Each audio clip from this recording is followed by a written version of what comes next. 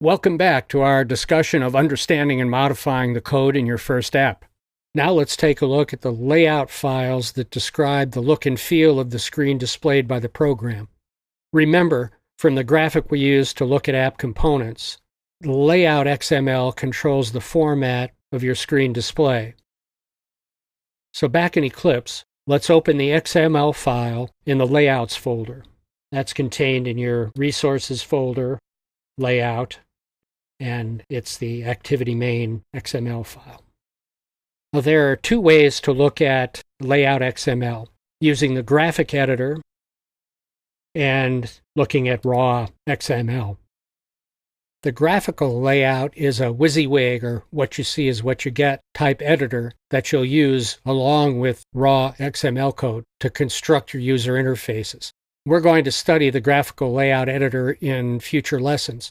For now, we're concentrating on the raw XML code, which is accessed by clicking on the Activity Main XML tab. Note that in XML files, you won't see pop-up explanation windows as you do for Java code. XML, or Extensible Markup Language, is a coding language that defines a set of rules for defining documents in a format that's both human-readable and machine-readable. Android uses XML to structure data for use by Android Java programs and app developers. XML uses tags, such as relative layout in this file, and attributes, such as layout width, to define components such as screen layouts and app characteristics.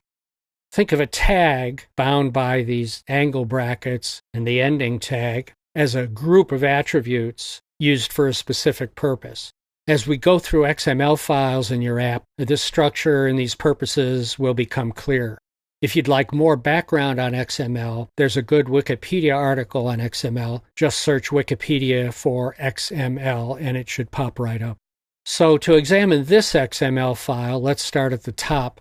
What this relative layout XML tag does is first declare the type of layout, which in this case is relative layout.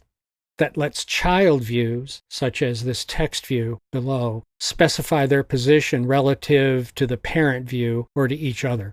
And more on the different types of layouts in a later lesson. The XML-NS Android and XML-NS Tools statements provide XML namespaces. Thus, the letters NS, or namespace, attached to XML. And a namespace provides a mechanism to keep definitions organized and unique.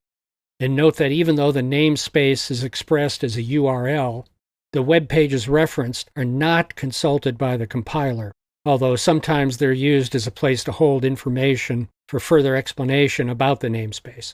The namespace is simply a name used to identify a group of XML definitions.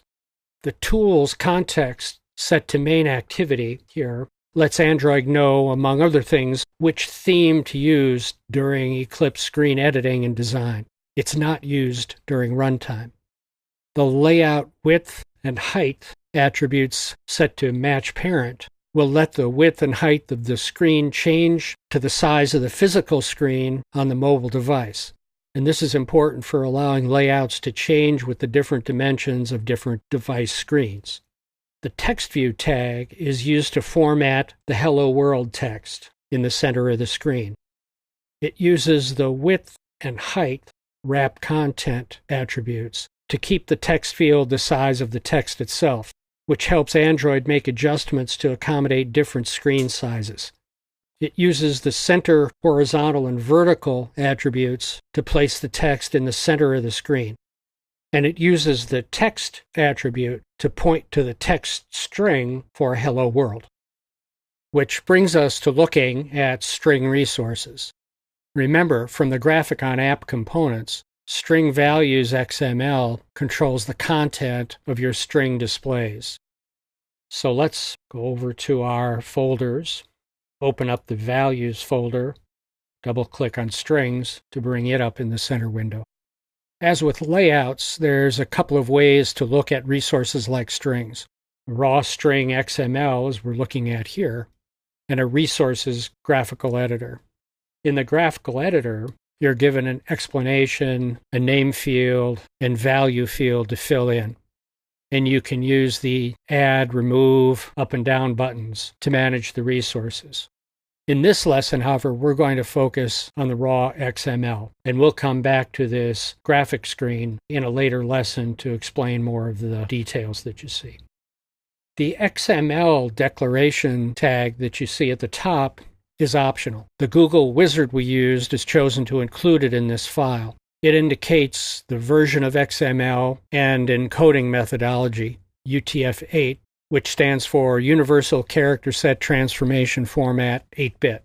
It represents every character in the Unicode character set, and it's become the dominant character encoding methodology for the World Wide Web.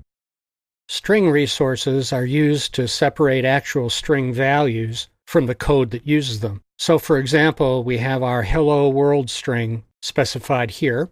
We also have our app name and settings string here. This allows us to be able to do a few important things. First, we can easily make changes to strings. We could change the Hello World text to Hi from San Francisco without changing the Java code that uses it. And there might be multiple references to this text in the Java code. So as a test, let's go ahead and change the text. I'll put in my change. I'll do Hi from San Francisco. And you go ahead and change yours to whatever you like. When you've done that, click Save from the File menu, and then click the Debug button. When you've done that, you can click on the Debug tab, and what we've seen here is I had my virtual device pop up, which you should also see. Looks like an error message window that just popped up. Don't worry about that. It's just telling you that it's waiting to connect to the debugger. So here you see the app screen with the new text, Hi from San Francisco, and you'll see whatever you put in on your app.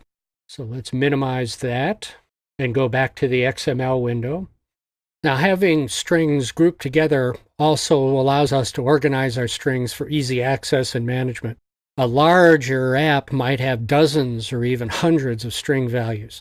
Having them in one place facilitates app and project management. A third reason is that this separation allows us to easily translate the text to other languages. You can send your string file out to a translator for translation to as many different languages as you want. As we'll see in a future lesson, these translated files would be located in values folders with naming conventions for specific countries. For example, values-fr. So if we look down here, this is the default values folder that would be used for any country for which a specific country was not specified. So if we had values for French, we would have a folder named values-fr. We'll take a break here and continue with a look at Style Values XML.